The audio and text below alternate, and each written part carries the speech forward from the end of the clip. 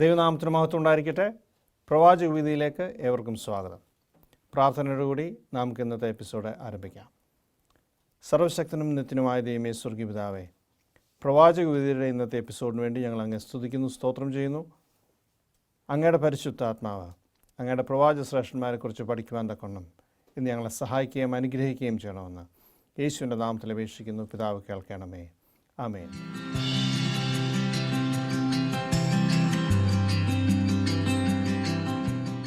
പ്രവാചക വീതിയുടെ ഇന്നത്തെ എപ്പിസോഡിൽ സെഫന്യാ പ്രവാചകനെക്കുറിച്ചാണ് നാം കേൾക്കാൻ പോകുന്നത്. സെഫന്യാ പ്രവാചകനെക്കുറിച്ച് അധികം ഒന്നും തന്നെ ക്രൈസ്തവ സമൂഹങ്ങളിൽ നാം കേൾക്കാറില്ല. അധികമൊന്നും സെഫന്യാ പ്രവാചകനെക്കുറിച്ച് കോട്ട് ചെയ്തതായിട്ട് നമ്മൾ കാണുന്നില്ല.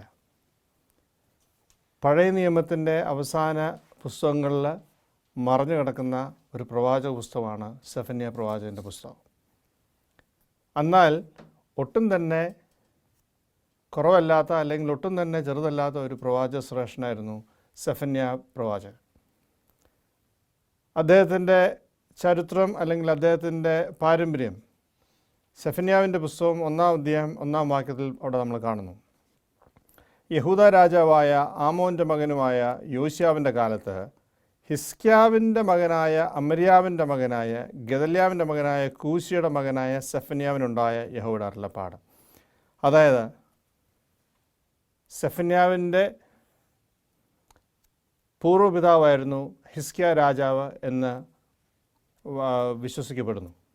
അതുകൊണ്ടാണ് ഹിസ്ക്യാവിൻ്റെ മകനായ, അങ്ങനെ ഹിസ്ക്യാവിൻ്റെ ചെറുമകൻ്റെ മകനാണ് സെഫന്യാ പ്രവാചകൻ എന്നിവിടെ കൊടുത്തിരിക്കുന്നത്. എന്നാൽ ഹിസ്കിയ രാജാവ് എന്നുള്ള വാക്ക് ഉപയോഗിച്ചിട്ടില്ലെങ്കിലും ഹിസ്കിയ രാജാവിനെയാണ് അവിടെ ഉദ്ദേശിച്ചിരിക്കുന്നതെന്നാണ് വേദശാസ്ത്ര പണ്ഡിതന്മാരും യഹൂദ പാരമ്പര്യത്തിലും വിശ്വസിക്കപ്പെടുന്നത്. മറ്റൊരു പ്രവാചകൻ്റെയും പാരമ്പര്യം എത്രമാത്രം ആഴത്തിലേക്ക് അല്ലെങ്കിൽ എത്രമാത്രം പിന്നിലേക്ക് നമ്മൾ കാണുന്നില്ല. മറ്റൊരു പ്രവാചകന്മാരുടെ പുസ്തകങ്ങളിലും അവരെക്കുറിച്ചുള്ള ഇൻട്രൊഡക്ഷനിൽ ഒരിക്കലും നമ്മൾ ഇത്രമാത്രം പുറകിലോട്ടുള്ള അവരുടെ ചരിത്രം നമ്മൾ കാണുന്നില്ല. എന്നാൽ സെഫന്യാവിൻ്റെ നമ്മളങ്ങനെ കാണുന്നു. സെഫന്യാവിൻ്റെ പ്രവചന ശുശ്രൂഷയുടെ കാലഘട്ടം നോക്കുമ്പോഴും അത് അപ്രകാരം തന്നെയാണ് നമ്മൾ കാണുന്നത്. കാരണം ആ കാലഘട്ടത്തിലെ രാജാവ് യോശിയാവാണ്. യോശിയാവും ഹിസ്കിയ രാജാവിൻ്റെ ചെറുമകൻ്റെ മകനാണ്. സെഫന്യാവും അദ്ദേഹത്തിൻ്റെ ചെറുമകൻ്റെ മകനാണ്. അപ്പോൾ അങ്ങനെ വരുമ്പോൾ അവർ റിലേറ്റീവ്സാണ്, അല്ലെങ്കിൽ അവർ കസിൻസാണ് ഈ രാജാവും സെഫന്യാവും.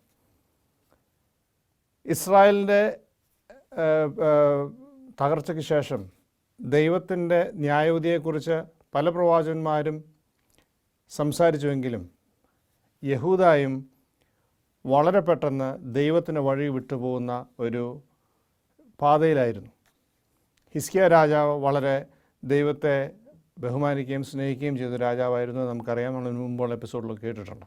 എന്നാൽ ഹിസ്കിയാവിൻ്റെ മകനായ മനശ്ശെയും അദ്ദേഹത്തിൻ്റെ മകനായ ആമോനും വളരെയേറെ യഹൂദ രാജ്യത്തെ യഹൂദയെ വളരെയേറെ പാപത്തിൻ്റെ പെരുവഴിയിലേക്ക് തള്ളിവിട്ട രണ്ട് രാജാക്കന്മാരായിരുന്നു. വളരെ ദുഷ്ടന്മാരായ, ഏറ്റവും വിക്കഡായിട്ടുള്ള രാജാക്കന്മാരിൽ രണ്ടുപേരായിരുന്നു മനശ്ശെയും ആമോനും. ആമോൻ്റെ മകനായ യോശിയാവിൻ്റെ കാലത്താണ് സെഫന്യാ പ്രവാചകൻ പ്രവചന ശുശ്രൂഷ നടത്തിയത്. അതുകൊണ്ട് തന്നെ ആ പ്രവാചകൻ്റെ ഒരു വലിയ ഇൻഫ്ലുവൻസ് രാജാവിൻ്റെ മേൽ ഉണ്ടായിട്ടുണ്ട് എന്ന് നമുക്ക് മനസ്സിലാക്കണം. പുസ്തകങ്ങൾ വായിക്കുമ്പോൾ രാജാവിൻ്റെ അടുത്തേക്ക് വളരെ ഈസിയായിട്ട് കയറി ചെല്ലാവുന്ന ഒരു വ്യക്തിയാണ് സെഫന്യാവ്. കാരണം അദ്ദേഹം അതേ രാജകീയ ബ്ലഡിലുള്ള ആളാണ്. ആ റോയൽ ബ്ലഡിലൊരു വ്യക്തിക്ക് സ്ഥാനത്തേക്ക് അല്ലെങ്കിൽ രാജാവിനോടുള്ള പ്രോക്സിമിറ്റി വളരെ കൂടുതലാണ്. അദ്ദേഹത്തിൻ്റെ പ്രവചന പുസ്തകം നോക്കുമ്പോൾ, അല്ലെങ്കിൽ പ്രവചനം നമ്മൾ വായിക്കുമ്പോൾ, അദ്ദേഹം സമൂഹത്തിലെ ഉന്നത ശ്രേണിയിലായിരിക്കുന്നവർക്കെതിരെയാണ് ഏറ്റവും കൂടുതൽ പ്രവചിച്ചിരിക്കുന്നത്. അദ്ദേഹത്തിന് അത് ഒരു ദാക്ഷിണ്യമില്ലാതെ ദൈവത്തിൻ്റെ ന്യായവിധിയെക്കുറിച്ച് പ്രസ്താവിച്ച ഒരു ശ്രേഷ്ഠ പ്രവാചകനാണ് സെഫന്യാ പ്രവാചകൻ. സെഫന്യാ പ്രവാചകൻ്റെ പ്രത്യേകത ദൈവത്തിൻ്റെ വലിയ ദിവസത്തെക്കുറിച്ച് ഏറ്റവും ഊന്നൽ കൊടുത്ത് പ്രവചിച്ചിരിക്കുന്ന ഒരു പ്രവാചകനാണ് സെഫന്യാ പ്രവാചകൻ. ദൈവത്തിൻ്റെ മഹാദിവസത്തെക്കുറിച്ച് അല്ലെങ്കിൽ കോപദിവസത്തെക്കുറിച്ച് ഇത്രമാത്രം വേദപുസ്തകത്തിൽ ശക്തമായി സംസാരിച്ചിരിക്കുന്ന മറ്റൊരു പ്രവാചകനെ നമുക്ക് കാണുന്നില്ല. ബാക്കി എല്ലാവരും സംസാരിക്കുന്നുണ്ട്, ദൈവത്തിൻ്റെ ജഡ്ജ്മെൻറ്റിനെ കുറിച്ച് പറയുന്നുണ്ട്. എന്നാൽ സെഫന്യാ പ്രവാചകൻ്റെ പുസ്തകം കേവലം 3 അധ്യായങ്ങൾ മാത്രമേ ഉള്ളൂ. 1-ാം അധ്യായത്തിൽ തന്നെ 3 വട്ടം യഹോവയുടെ മഹാദിവസം എന്ന് അദ്ദേഹം റിപ്പീറ്റ് ചെയ്ത് പറയുന്നു. ആ 3 അധ്യായങ്ങളിൽ അദ്ദേഹം 14 വട്ടം, പിന്നെ കൂടാതെ അനദർ 14 ടൈംസ്, ഈ 3 വട്ടം കൂടാതെ മറ്റ് 14 വട്ടം യഹോവയുടെ ദിവസത്തിനെക്കുറിച്ച്, ആ ദിവസത്തിനെക്കുറിച്ച്, ആ ദിവസം എന്ന വാക്ക് അദ്ദേഹം വളരെ സ്പെസിഫിക്കായിട്ട്, വളരെ ശക്തമായിട്ട് ആ വാക്ക് ഉപയോഗിച്ച് അങ്ങനെ 17 വട്ടം ഈ പുസ്തകത്തിൻ്റെ അകത്ത് യഹോവയുടെ ദിവസത്തിനെക്കുറിച്ച് നമ്മൾ കാണുന്നു. അങ്ങനെ യഹോവയുടെ മഹാകോപത്തിൻ്റെ ദിവസം, ദൈവത്തിൻ്റെ ന്യായവിധിയുടെ ദിവസത്തെക്കുറിച്ച്, അല്ലെങ്കിൽ അവസാന കാലത്തുണ്ടാകുന്ന ദൈവത്തിൻ്റെ ന്യായവിധി, മെസ്സിഹ വരുമ്പോൾ ഉണ്ടാകുന്ന ന്യായവിധിയെക്കുറിച്ച് സംസാരിക്കുന്ന ഒരു മറഞ്ഞു കിടക്കുന്ന പ്രവാചകനാണ് എന്ന് ഞാൻ പറയും. വേദപുസ്തകത്തിൽ മറ്റാരും അങ്ങനെ നമ്മളധികമാരും ശ്രദ്ധിക്കാതെ പോയ ഒരു പ്രവാചകനാണ് സെഫന്യാ പ്രവാചകൻ.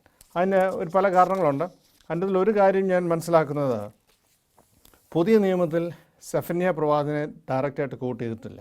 ഉബദ്യാവും നഹൂമും അങ്ങനെയുള്ള പ്രവാചകന്മാരാണെങ്കിലും സെഫന്യാവിനെക്കുറിച്ച് കോട്ട് ചെയ്യാത്തത് വാസ്തവത്തിൽ വളരെ സ്ട്രെയിഞ്ചാണ്. കാരണം ഒബദ്യാവ് ഏദോമിനെതിരെ സംസാരിച്ചവനും നഹൂം നിനവയ്ക്കെതിരെ സംസാരിച്ചവനുമാണ്. എന്നാൽ സെഫന്യാ യഹൂദയുടെ പാപത്തെക്കുറിച്ചാണ് ഏറ്റവും കൂടുതൽ സംസാരിച്ചിരിക്കുന്നത്. സെഫന്യാവിൻ്റെ പ്രവചനത്തെ ഒരുപക്ഷെ ആസ്പദമാക്കി പത്രോസും പൗലോസും അവരുടെ ലേഖനങ്ങളിൽ സൂചിപ്പിച്ചിട്ടുണ്ട് എന്ന് നമ്മൾ വായിക്കുമ്പോൾ നമുക്ക് തോന്നാം. അവത്തിൽ നിന്നുള്ള ഊർജ്ജം അല്ലെങ്കിൽ അവത്തിൽ നിന്നുള്ള ഇൻഫ്ലുവൻസ് കൊണ്ടാണ് അവർ സംസാരിച്ചിരിക്കുന്നത് നമുക്ക് മനസ്സിലാക്കാൻ സാധിക്കും. എന്നാൽ ഡയറക്റ്റ്ലി കോട്ട് ചെയ്തിട്ടില്ല സെഫന്യാവിൻ്റെ പുസ്തകം പുതിയ നിയമത്തിൽ. ദൈവത്തിൻ്റെ മഹാദിവസത്തെക്കുറിച്ച് എത്രമാത്രം ശക്തമായി സംസാരിക്കുവാൻ എന്താണ് കാരണം? ഞാൻ മുമ്പേ പറഞ്ഞ പോലെ യഹൂദ രാജാക്കന്മാരുടെ വാഴ്ചയുടെ അവസാന ഘട്ടമായപ്പോഴേക്കും വളരെയേറെ പാപത്തിലേക്ക് ആ ദേശം വീണ് കഴിഞ്ഞിരുന്നു. അവർ അന്യദൈവങ്ങളെയും ബാലിന പ്രതിഷ്ഠകളെയും എന്ന് വേണ്ട ഏറ്റവും മ്ലേച്ഛമായ ആത്മീയ രീതികളും ലൗകിക രീതികളും അവരുടെ ഇടയിലുണ്ടായിരുന്നു.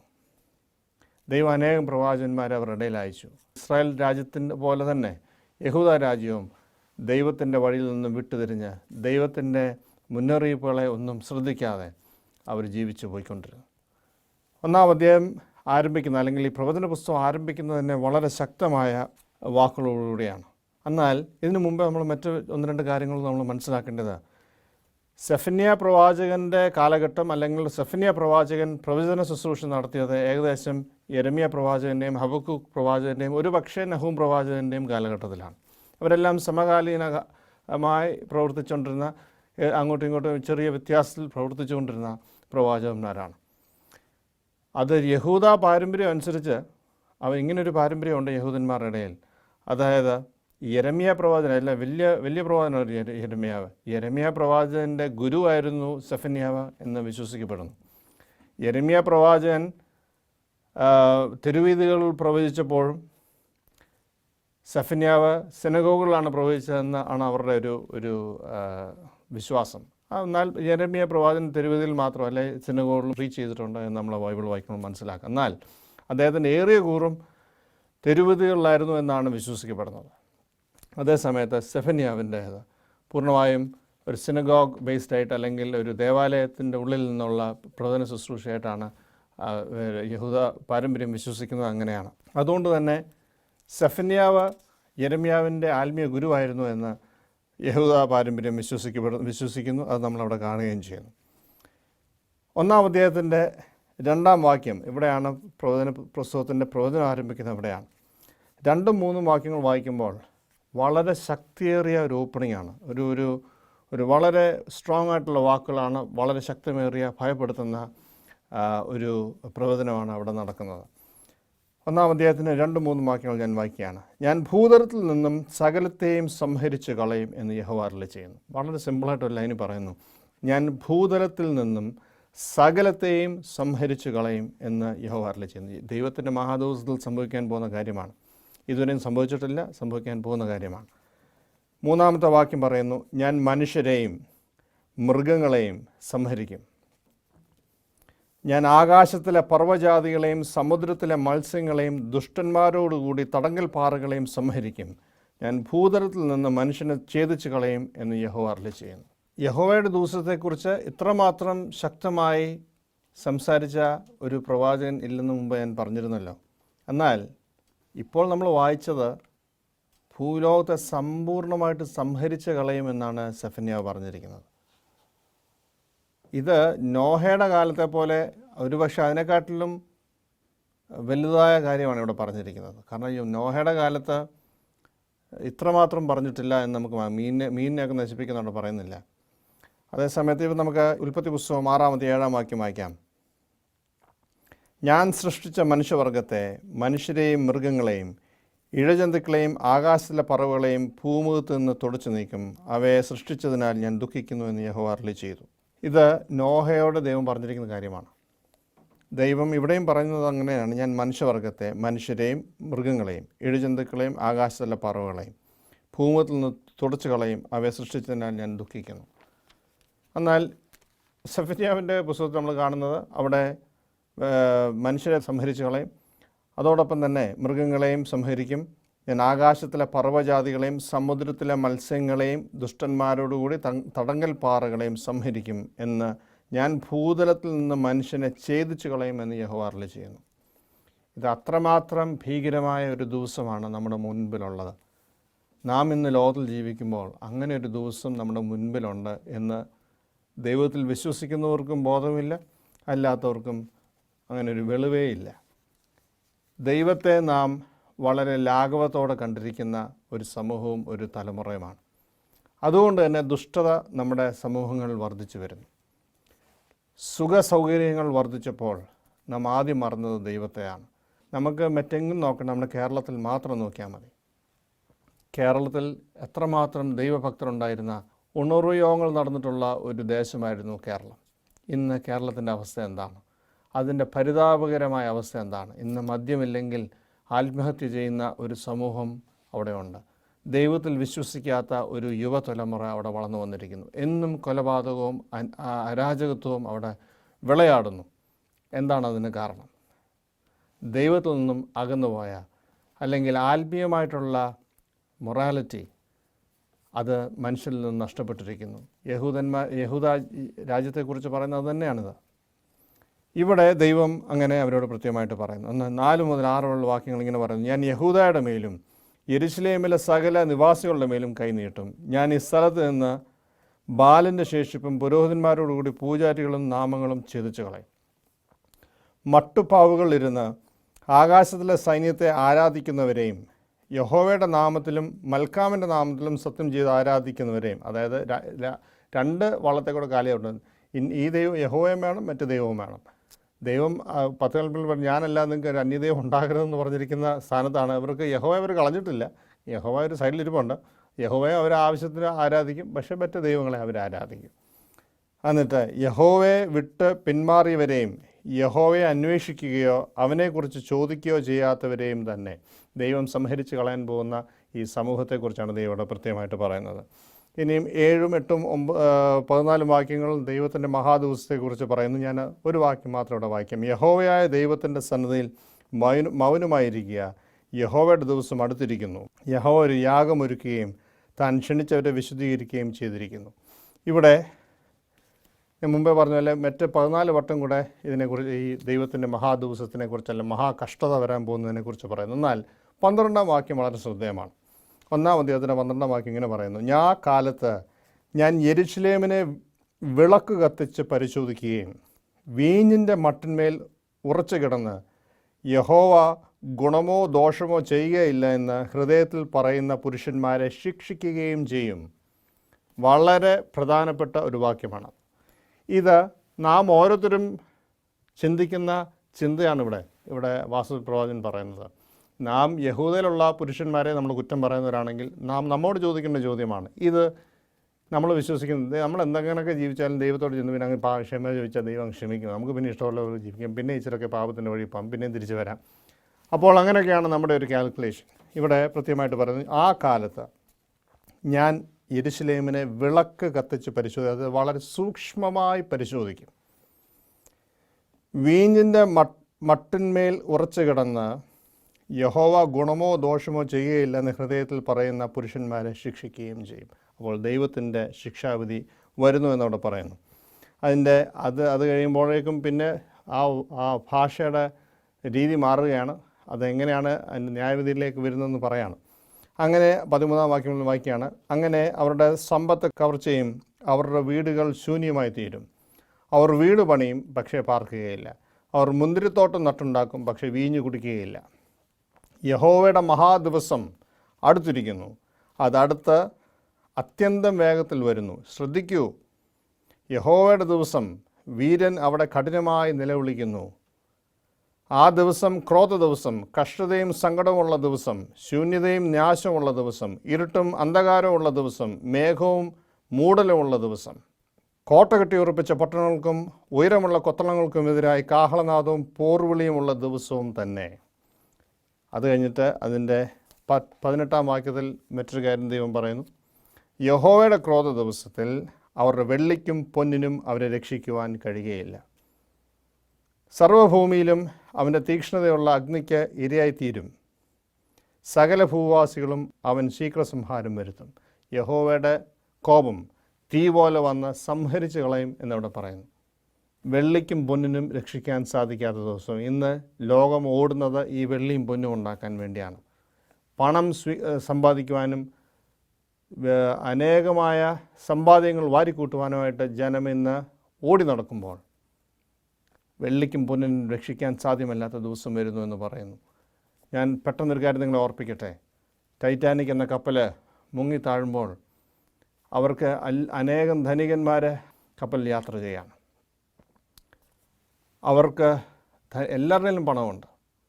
അവർ പണം കൊടുക്കുകയാണ്, പണം ഓഫർ ചെയ്യാണ് അവരെ രക്ഷപ്പെടുത്താൻ വേണ്ടി ഓരോരുത്തരോട്, അവിടെ സഹായിക്കാൻ നിൽക്കുന്ന അല്ലെങ്കിൽ ലോവർ ഗ്രേഡ് ആൾക്കാരോട്. അപ്പോൾ അവർ പറയുന്നത്, ഞങ്ങൾക്ക് നിങ്ങളുടെ പണം, ഈ പണം ഇപ്പോൾ ഒരു വിലയില്ല, ഇപ്പോൾ ഞങ്ങളുടെ ജീവനാണ് വില, ഞങ്ങളുടെ ജീവൻ വേണം. അപ്പോൾ ഈ പണം അവനെ രക്ഷിക്കാൻ സാധിക്കാത്ത ഒരു ദിവസമായിരുന്നു ടൈറ്റാനിക് മുങ്ങിയ ദിവസം. കാനഡയിൽ ഹാലിഫാക്സ് എന്ന സ്ഥലത്ത് അനേകം ശവകുടീരങ്ങൾ നമുക്ക് കാണാം.